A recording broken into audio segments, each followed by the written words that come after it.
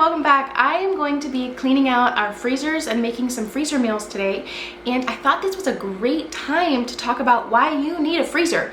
It's very common for homesteaders to have freezers. If you're new though, you might not have made the jump or made the investment, but I highly encourage you to consider getting either a chest or a stand-up freezer because you are going to need it.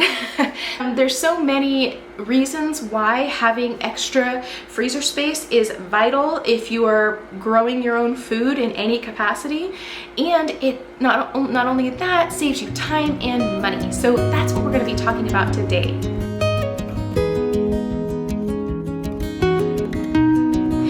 This is your first time here. My name is Brianna, and my husband Gray and I like to learn, practice, and teach our children traditional skills. So today we are going to be talking about why a freezer is essential. It's not just a convenience in my opinion, because we actually have two stand-up freezers and are looking into getting a chest freezer as well for our meat. But I know it's an investment. It's not something you can say just go out and get it, but it's something worth saving for if you don't already have one. And so the first thing is, why is a freezer essential on the homestead? And there are so many reasons, but here are a few.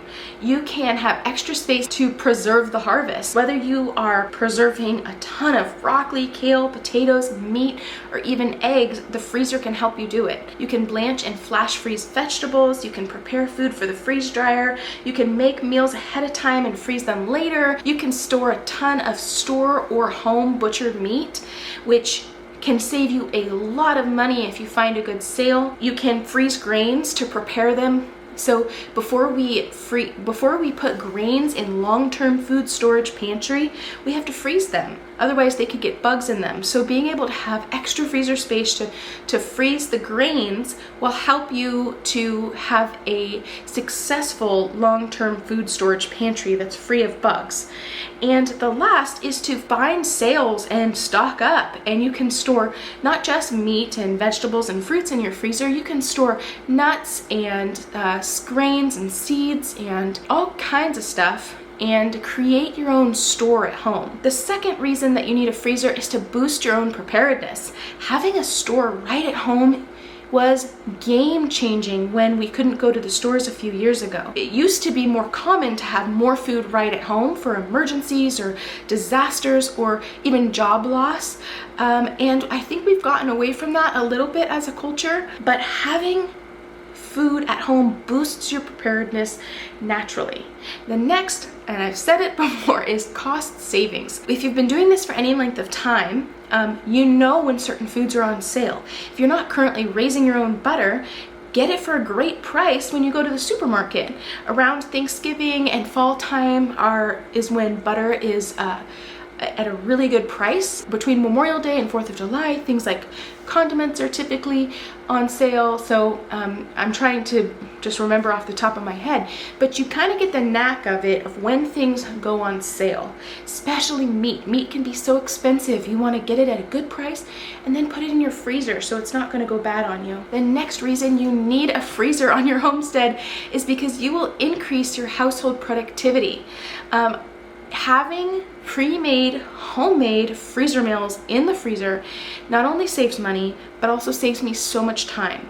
When I'm making lasagna, I'll put 4 in the freezer so that later on when I'm tired or busy, I can pull one out and we still have a home-cooked meal. Those are the really strong reasons for why you should have a freezer. You might say, but there's other downsides for why you wouldn't store your food in freezers, and I would agree with you. I think it's very important to get a lot of your food on the shelf.